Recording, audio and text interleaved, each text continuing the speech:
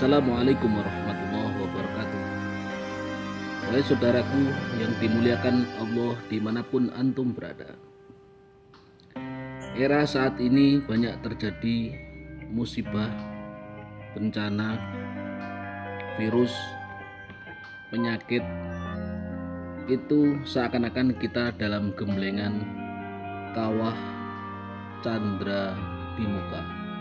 Sebenarnya kawah Candra di muka pun sesungguhnya ada, yaitu berada di Gunung Dieng dan Gunung Lawu. Kemungkinan kita dalam penggemblengan oleh para leluhur Gunung Dieng dan Gunung Lawu. Saudaraku, diibaratkan sebuah kertas putih akan terbentuk tergantung siapa yang membentuknya. Jika anak ibarat Sang Werkudara atau Sang Bima yang menikah dengan Dewi dari kaum raksasa sehingga melahirkan sang bayi Tetuka. Namun dengan gemblengan para dewa, para leluhur digembleng di dalam kawah Candra di muka, sehingga beliau menjelma menjadi kesatria tangguh yang perkasa yang bernama Sang Gatotkaca atau Sang Raja Pringgondani.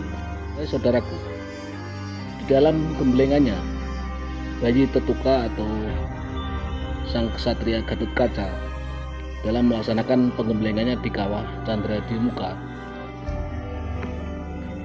para dewa memasukkan berbagai pusaka, diantaranya Caping Basunanda, Kotang Ontokusumo, terumpah pada Jakarma, sehingga Sang Kesatria Gatotkaca dianugerahi karomah oleh Allah, bisa melesat, bisa terbang, dan badannya tidak bisa ditembus oleh berbagai macam pusaka.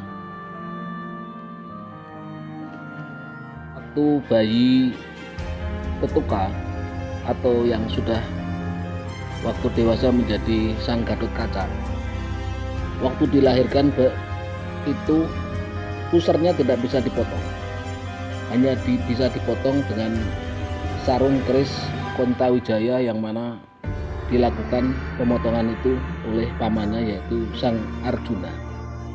Saudaraku, antum jangan salah pemahaman atau jangan gagal pemahaman mengenai dewa.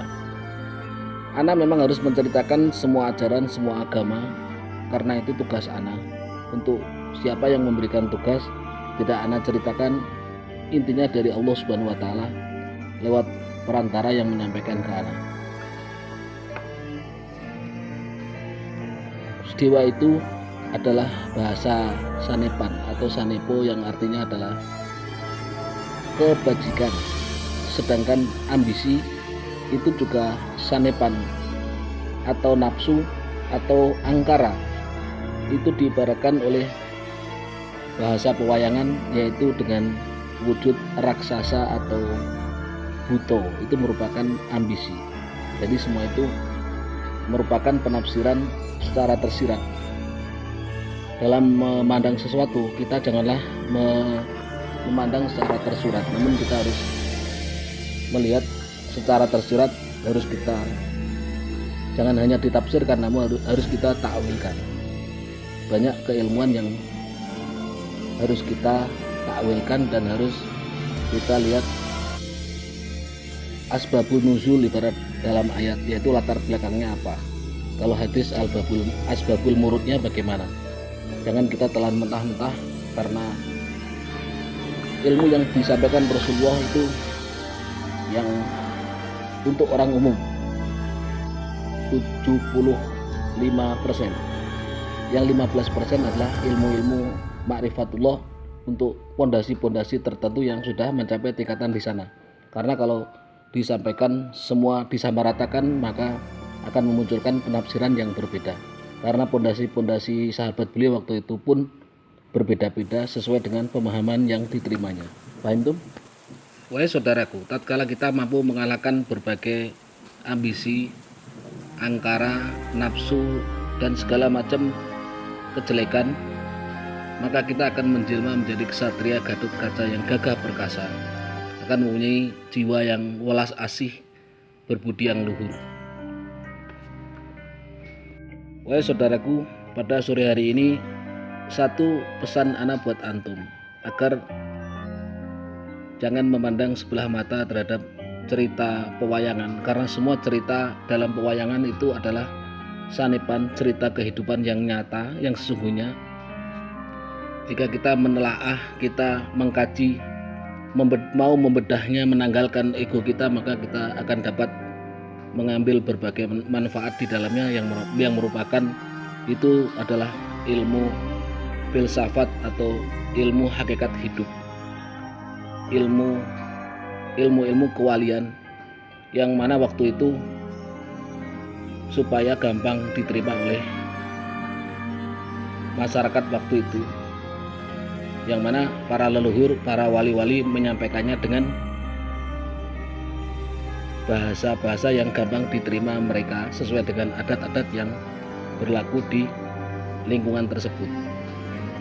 Saudaraku, pada sore hari ini satu pesan ana buat antum, agar jangan memandang sebelah mata terhadap cerita pewayangan, karena semua cerita dalam pewayangan itu adalah sanipan cerita kehidupan yang nyata, yang sesungguhnya.